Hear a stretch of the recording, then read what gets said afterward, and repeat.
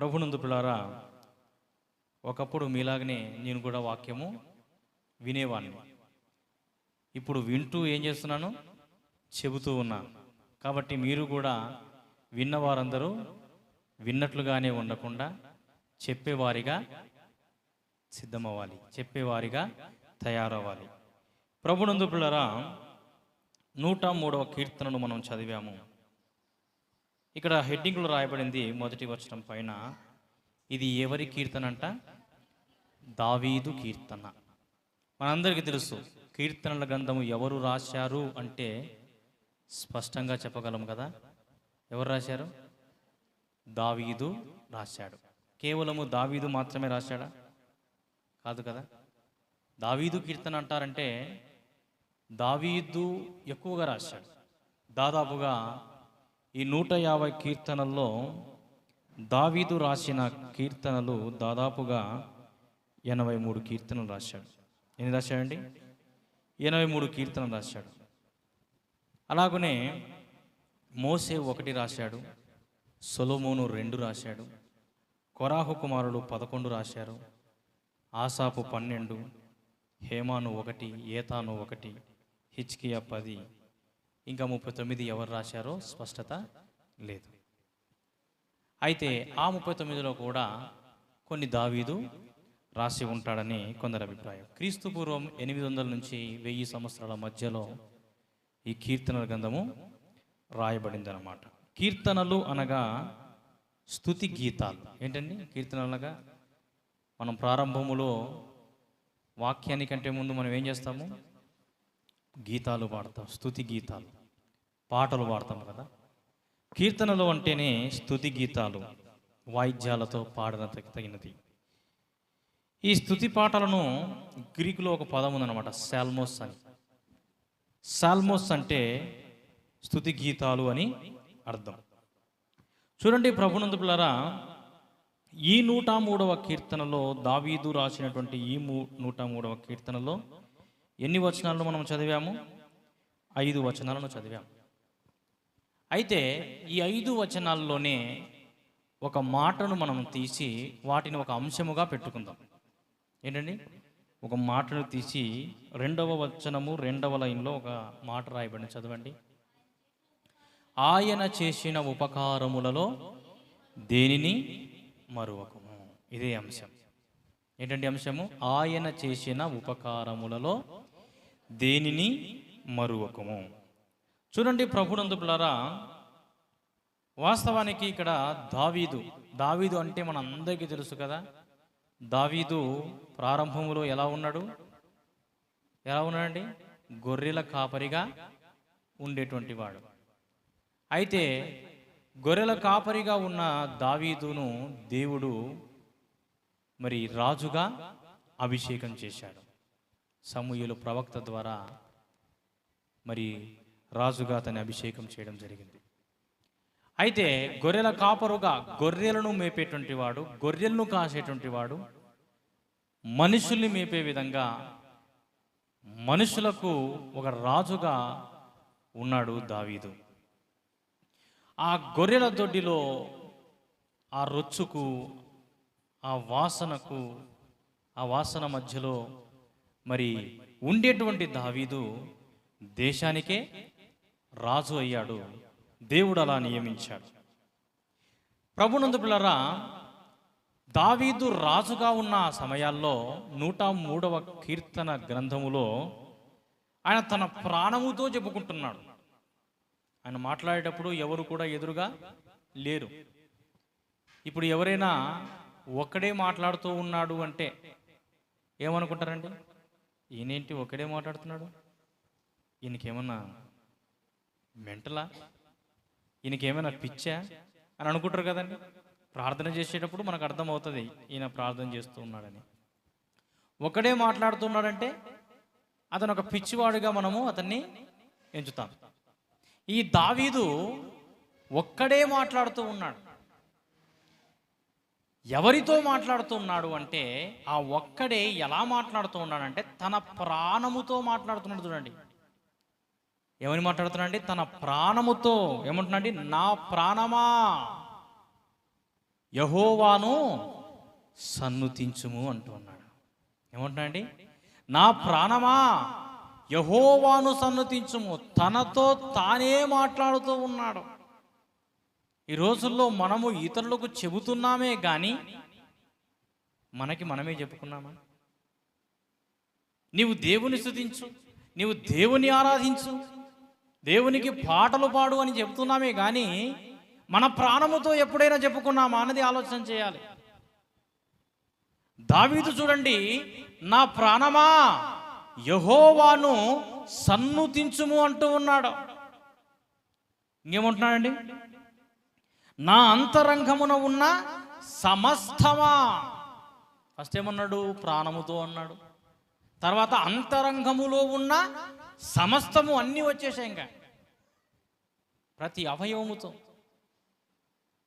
అంతరంగములో ఉన్న సమస్తముతో ఆయన అంటూ ఉన్నాడు, నా అంతరంగమున ఉన్న సమస్తమా ఆయన పరిశుద్ధ నామమును సన్నుతించుము, లేక స్తుతించుము, కీర్తించుము, పాట పాడు అని దావీదు ఎవరితో చెబుతున్నాడండి? తన ప్రాణముతో చెబుతూ ఉన్నాడు. కాబట్టి ప్రభునందు పిల్లరా, ఈ వాక్యాన్ని వినేటువంటి మనము ఇతరులకు చెప్పడమే మాత్రమే కాకుండా మన ప్రాణముతో కూడా మనం చెప్పుకోవాలి. ఓ ప్రాణమా దేవుణ్ణి స్తుతించు, అంతరంగమున ఉన్న సమస్తమా ఆయన పరిశుద్ధ నామమును సన్నుతించుము. నా ప్రాణమా యెహోవాను సన్నుతించుము అని మన ప్రాణముతో మనం చెప్పుకోవాలా. చూడండి, ఎందుకు ఆ విధంగా దావీదు తన ప్రాణముతో చెప్పుకుంటున్నాడంటే అప్పుడు మన అంశంలోకి రావాలి. ఏంటండి అంశము? చెప్పండి. ఆయన చేసిన ఉపకారములలో దేనిని మరొకము అంటూ ఉన్నాడు. అంటే ఏది జ్ఞాపకం చేసుకొని దావీదు ఇక్కడ తన ప్రాణముతో మాట్లాడుతున్నాడండి? చెప్పండి. ఏది జ్ఞాపకం చేసుకొని? ఆయన చేసిన ఉపకారములను జ్ఞాపకం చేసుకుంటున్నాడు. ఇంకా అంటున్నాడు చూడండి, ఆయన చేసిన ఉపకారములలో. ఏకవచనమా బహువచనమా? బహువచనం కదా. అంటే ఒక ఉపకారం కాదు కదా. ఎవరికైనా మనం చిన్న ఉపకారం, ఒక్క ఉపకారం చేస్తే కూడా మనం ఎంత గొప్పలు చెప్పుకుంటామో కదా. ఆయనకి నేనే సహాయం చేసింది, డబ్బు సహాయం చేశా,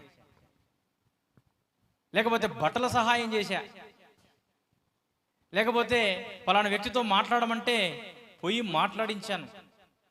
ఇవి మనం చేస్తున్నప్పుడు, ఇవి చేయగానే మనము ఎంతో గొప్పగా చెప్పుకుంటాం. ఎవరైనా మనకు చేస్తే కూడా వారి గురించి మనం గొప్పగా చెప్పుకుంటాం. మరి దేవుడు మనకు చేస్తే మనం ఇంకెంత గొప్పగా చెప్పుకోవాలండి? అది ఒక ఉపకారము కాదంట, ఏకవచనము కాదు, బహువచనముతో మాట్లాడుతున్నాడు. ఆయన చేసిన ఉపకారములలో, ఉపకారము కాదు, ఆయన చేసిన ఉపకారములలో అంటూ ఉన్నాడు. ఎన్నో ఉపకారములు, ఒకటి కాదు, రెండు కాదు, ఒకటి కంటే ఎక్కువగా ఉన్న ప్రతిదీ కూడా బహువచనమే. మరి దావీదు జీవితంలో ఒక ఉపకారం మాత్రమే చేశాడా? ఎన్ని ఉపకారములు చేశాడండి?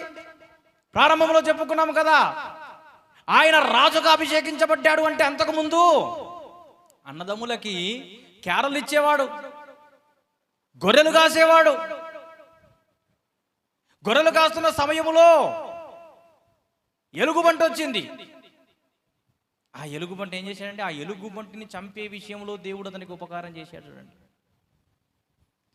అలాగనే గొర్రెలు కాస్తున్న సమయంలో సింహం వచ్చినా కూడా ఆ సింహాన్ని కూడా చీల్చివేశాడు. అది ఆయన చేసిన ఉపకారం.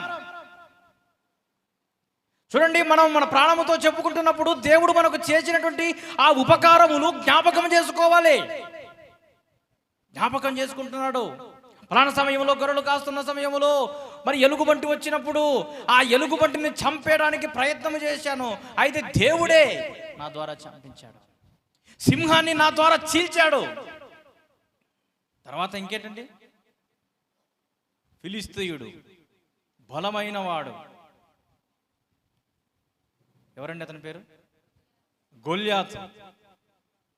ఎంతో ఎత్తు, బలమైన వ్యక్తి. అయితే ఎవరు కూడా అతన్ని జయించలేకపోయారు, ఎవరు అతన్ని ఓడించలేకపోయారు. చిన్న పిల్లవాడుగా ఉన్న దావీదు బహుశా 12 నుంచి 15 సంవత్సరాల వయసు మధ్యలో ఉంటుంది.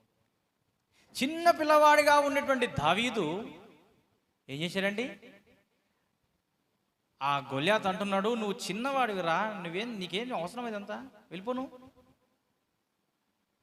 అని అన్నప్పటికీ కూడా నీవు నా మీదికి వస్తున్నావే, నేను కుక్క వంటి వాడని అంటున్నాడు గొల్యాతు. తర్వాత 5 రాళ్ళు తీసుకున్నాడు, ఒడిశల్లో వేసుకున్నాడు, గిరగిర తిప్పాడు. ఏం చేశాడండి? ఒక రాయిని ఏం చేశాడు? విసిరాడు. రాయి విసిరింది ఎవరండి? దావీదు. కానీ రాయికున్న వేగాన్ని పెంచింది ఎవరో తెలుసా? దేవుడు. అందుకే ఆయన అంటున్నాడు, యుద్ధము యెహోవాదే అంటున్నాడు. రాయి విసురుతుంది నేనైపోయినప్పటికీ కూడా యుద్ధము చేసేది నేను కాదు, నా దేవుడైన యెహోవాయే ఈ యుద్ధము చేస్తూ ఉన్నాడు. యుద్ధము యెహోవాదే అని ప్రభునందు పిల్లరా రాయి విసిరాడు. ఆ రాయి వేగం పెంచుకొని వేగంగా అతని నుదుటిన పడినప్పుడు అంత బలమైన వ్యక్తి కూడా కుప్పకూలిపోయాడండి గొల్యాతు. అది కాదా దేవుడు చేసినటువంటి ఉపకారం?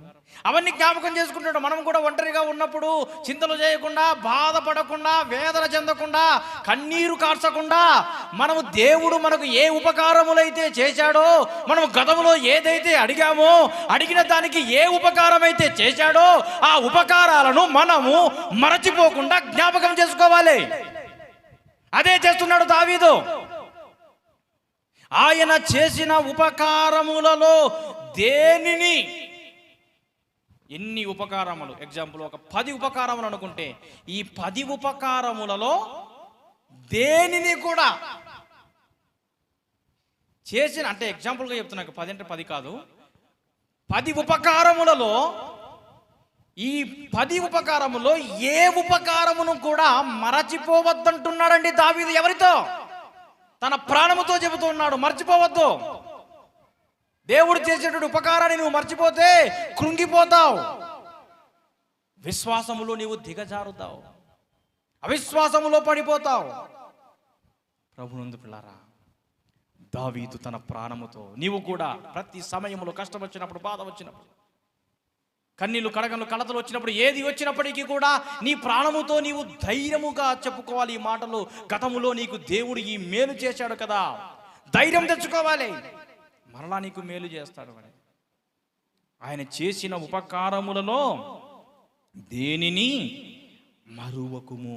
ప్రభునందు పిల్లరా, కేవలము దావీదు తన ప్రాణముతో చెప్పుకోవడమే కాదు, నీవు మనమంతరము కూడా మన ప్రాణముతో దేవుడు చేసిన కార్యములు ఎన్నో ఉన్నాయండి మన జీవితంలో. అవన్నీ కూడా మనం జ్ఞాపకం చేసుకోవాలి. ఈరోజు ఈ స్థితిలో నీవు ఉన్నావు అంటే, నీవు పుట్టినది మొదలుకొని ఇప్పటిదాకా ఎన్నో ఉపకారములు మీరు జ్ఞాపకం చేసుకోవాలి. పుట్టినప్పటి నుంచి ఇప్పటిదాకా, లేకపోతే బాప్తి రక్షణ పొందినప్పటి నుంచి ఇప్పటిదాకా ఎన్ని ఉపకారములు ఆయన చేశాడు, అన్నీ ప్రభునందు పిల్లరా, అన్నీ కూడా మనం ఏం చేయాలి? జ్ఞాపకం చేసుకుంటుండాలి. ఆయనను సన్నుతించాలి, ఆయనను స్తుతిస్తూ ఉండాలి. చూడండి ప్రభునందు పిల్లరా, 3వ వచనం మనం గమనిస్తే ఇక్కడ కొన్ని విషయాలు ఉన్నాయి.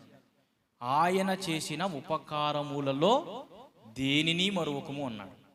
ఆ ఉపకారములు ఏంటో ఇక్కడ చెబుతూ ఉన్నాడు. కొన్ని పాయింట్లు మనం తీసుకుందాం.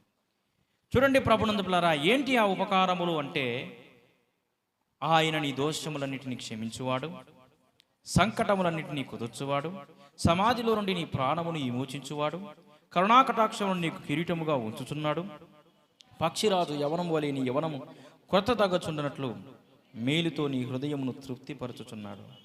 ఇక్కడ మనం గమనించినట్లయితే ప్రభునందు పిల్లరా, ఆయన క్షమించువాడు, ఆయన కుదుర్చువాడు, ఆయన చేసిన ఉపకారం లేదు. క్షమించువాడు, కుదుర్చువాడు, విమోచించువాడు, కిరీటముగా ఉంచువాడు, మన యవ్వనాన్ని కృతదిగా చేసేవాడు, మన హృదయాన్ని తృప్తిపరిచేటువంటి వాడు. 6 సంగతులు ఈరోజు మనం ఎంచుకున్నాం. అంశం మాత్రం ఒకటే, ఆయన చేసిన ఉపకారములలో దేనిని మరొకము. దానికి తగ్గ పాయింట్లు ఈ 6 పాయింట్లు. చూడండి ప్రభునందు పిల్లరా, మొట్టమొదటి పాయింట్ ఇక్కడ మనం గమనించినట్లయితే ఏంటండి? మొట్టమొదటి పాయింట్, ఆయన నీ దోషములన్నిటిని ఏం చేయవాడంట? క్షమించువాడు.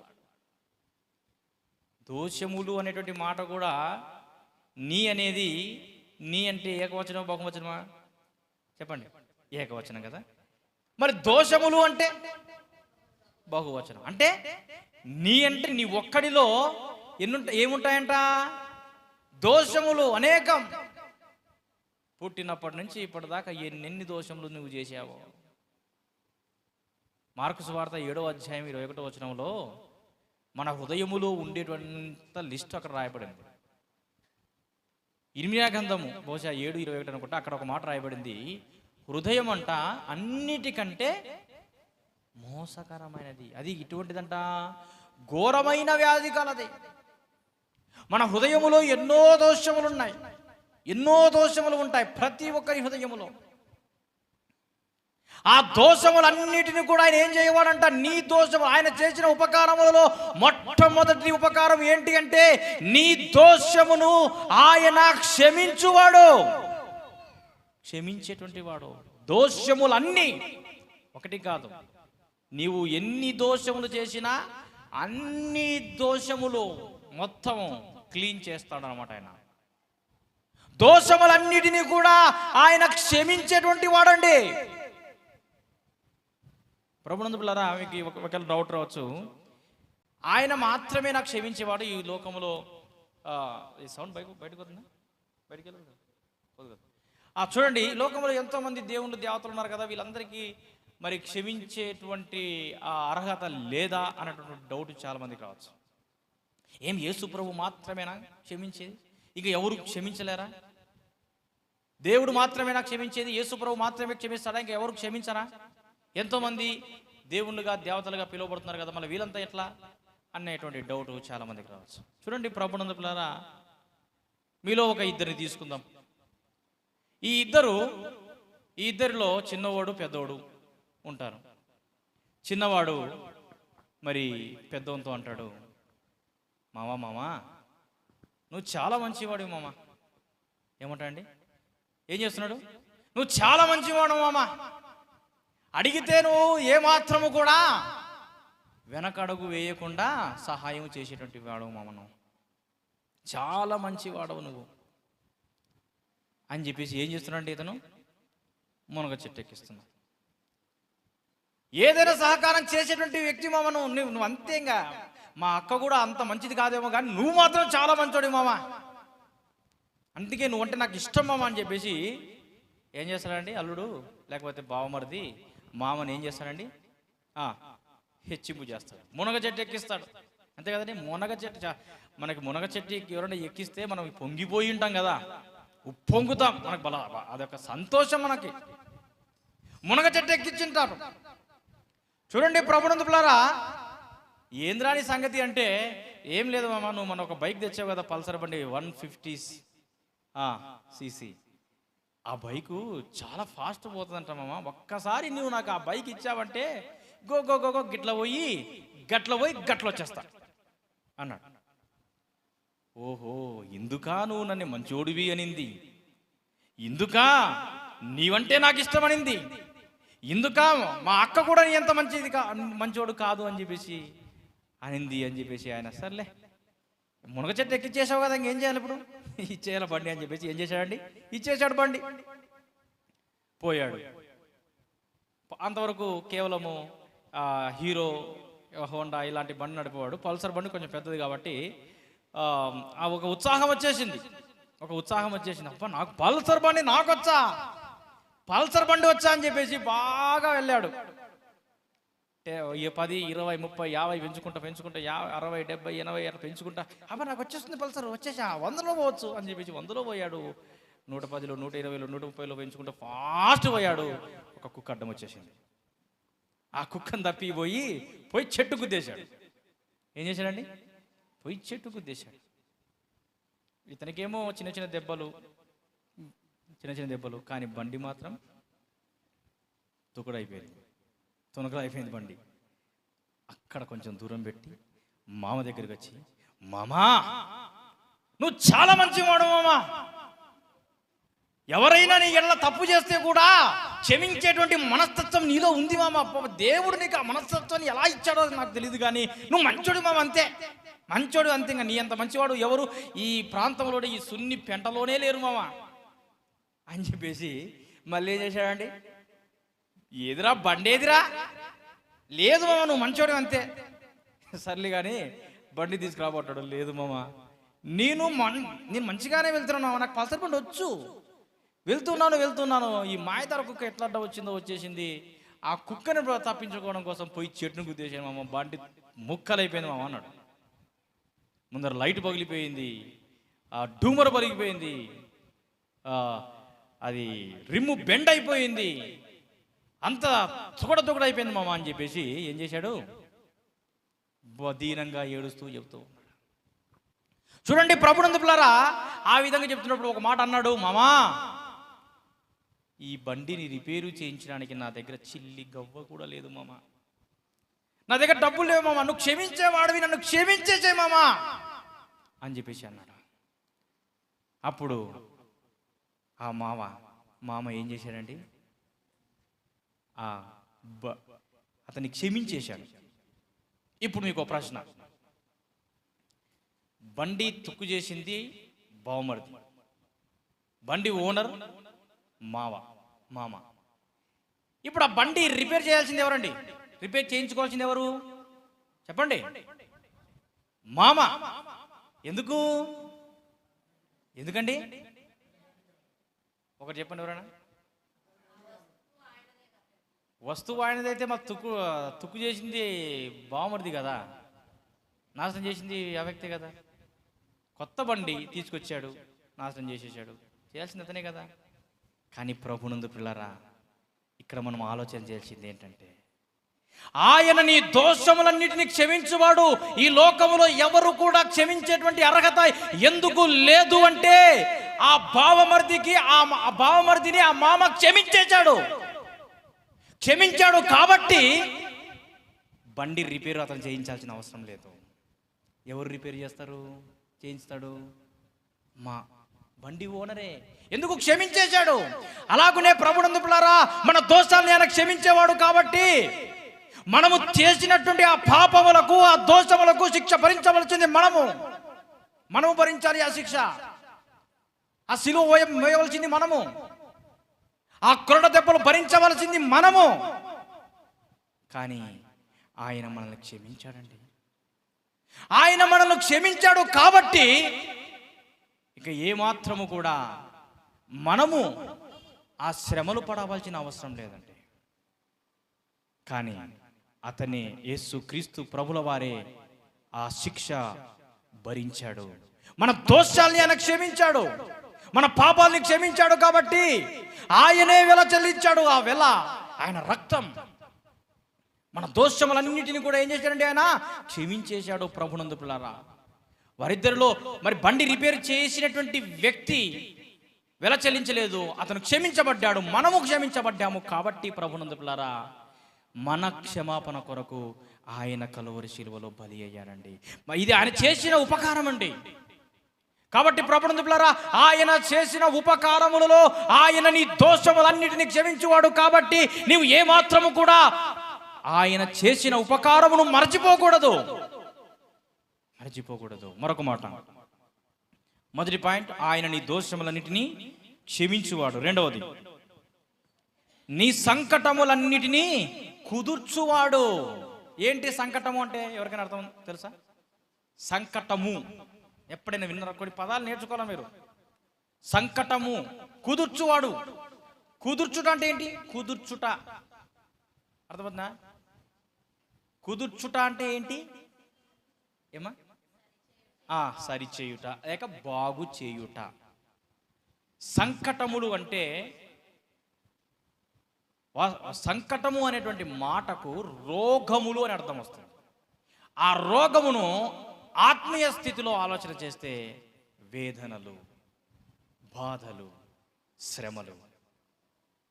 కాబట్టి ప్రభునందు పిల్లారా, మనకు ఏ శ్రమ వచ్చినా అది భౌతిక రోగమైనప్పటికీ, అంతకంటే ముఖ్యముగా ఆత్మీయమైనటువంటి రోగమైనప్పటికీ ఆయన బాగు చేయువాడు, కుదుర్చువాడు.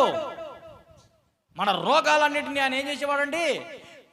మన రోగములన్నిటినీ బాగు చేయువాడంటే వాస్తవానికి ఈ మాట భౌతిక సంబంధమైన మాట కాదు, కానీ ఆత్మ సంబంధమైన మాట. మన రోగములను కుదుర్చువారంటే ఆత్మ సంబంధమైన రోగములు. నీకు భౌతిక సంబంధమైన రోగము ఈ లోకములో ఉన్నంతకాలం వస్తుంది, పోతూ ఉంది. కానీ ఆత్మ సంబంధమైన రోగం, నీవు భౌతిక సంబంధమైన రోగముతో మరణించి ఒకవేళ నీవు మార్పు చెందిన వాడవైతే, రక్షణ పొందిన వాడవైతే, నీకు భౌతికమైన రోగం వచ్చింది, నీవు చనిపోయావు, నీకు నరకమా నిత్య జీవమా లభించే? చెప్పండి. నిత్య జీవము లభిస్తుంది నీకు. నీ భౌతికానికి అంటే నీ శరీరమునకు మాత్రమే రోగం, కానీ నీ ఆత్మకు రోగం కాదు. కానీ ప్రభునందు పిల్లారా, నీవు పైకి పవిత్రుడుగా ఉండి పరిశుద్ధముగా, అంటే శరీరం మాత్రమే పవిత్రముగా నీవు ఏర్పాటు చేసుకొని అనారోగ్యం కాకుండా, లోపల మాత్రము హృదయం మాత్రం పాపముతో నిండి నువ్వు మరణిస్తే మాత్రము నీకు నిత్య జీవం లభించదు, నరకమునకు పాత్రుడవుతావు. కాబట్టి ప్రభునందు పిల్లారా, ఆయన మన సంకటములన్నిటినీ, మన రోగములను, ఆత్మ సంబంధమైన రోగములు అన్నిటినీ సంకటములన్నిటినీ కూడా ఆయన కుదుర్చువాడు. మరొక మాట, 4వ వచనం, సమాధిలో నుండి నీ ప్రాణమును విమోచించుచున్నాడు. మొదటిగా మనం ఏమి విన్నామండి? ఆయన క్షమించువాడు. ఏమి క్షమించువాడు? దోషములను క్షమించువాడు. రెండవది కుదుర్చువాడు. ఏది కుదుర్చువాడు? సంకటములను కుదుర్చువాడు. మూడవది ఇక్కడ రాయబడింది విమోచించువాడు. విమోచన అంటే అర్థం ఏంటండి? విమోచన చెప్పండి. రిలీజా? అంతేనా? రిలీజే లేదు. విమోచన అంటే రిలీజ్.